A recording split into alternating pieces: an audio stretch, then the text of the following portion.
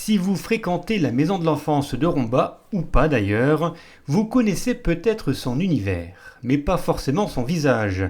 Alors voici Claire Pelosato. C'est elle qui réalise depuis plusieurs saisons les plaquettes et affiches de la programmation du Môme Théâtre. Un univers poétique que les enfants inscrits au centre aéré ont découvert grâce à un atelier artistique organisé sur 2 jours. Techniques d'illustration, acrylique ou objets de récupération, lorsqu'une professionnelle intervient auprès des enfants, le résultat et l'aspect pédagogique prennent tout de suite une autre dimension. L'objectif, c'est de faire découvrir ma technique d'illustration. Donc, on a commencé par une présentation de mon travail à travers les livres et les affiches pour que mes mots techniques puissent être visualisés aussi.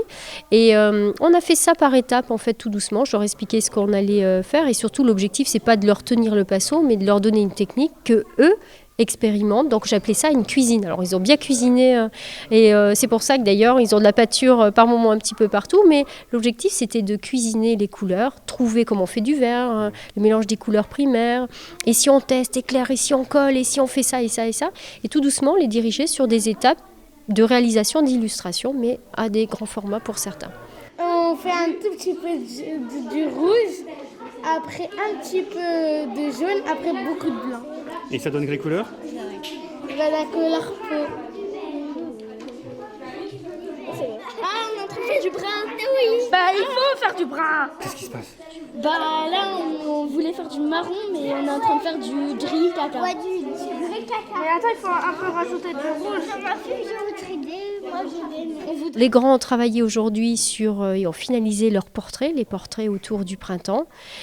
Donc il y a des créations vraiment très colorées et très dynamiques qui leur ressemblent.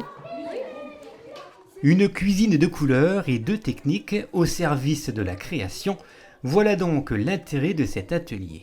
Alors bien sûr, parfois c'est compliqué. C'est un peu énervant la peinture là.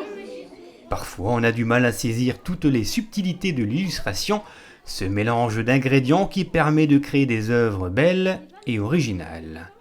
Mais au bout du compte et au bout de 2 jours de travail et surtout de plaisir, le résultat est là. Ces portraits prennent forme. Monsieur Moustache ou Bob le scientifique sont plutôt réussis. Ces jeunes artistes ont fait du bon boulot. Ce qu'ils aiment faire en plus, c'est à la fin ou pendant les moments de pause, ils viennent me voir en aparté. Oui Claire, tu sais, moi je réalise des bouquins, je fais de la BD et on le voit graphiquement certains. Ou par contre, j'ai remarqué, il y a eu des petites révélations quand même chez les plus petits où des enfants qui paraissent un petit peu turbulents et qui arrivent à se canaliser avec des activités d'art plastique.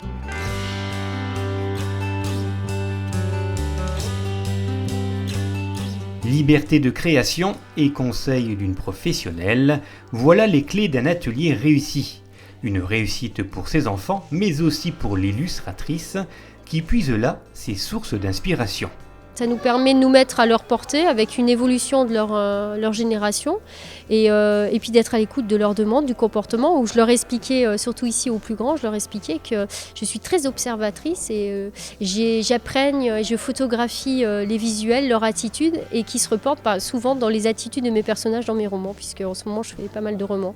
Donc je leur dis peut-être qu'un jour il y a un de vos visages qui va ressortir dans un de mes romans, mais oui c'est important, moi je pense d'être au public et j'aime ça, moi j'aime être aussi sur le terrain.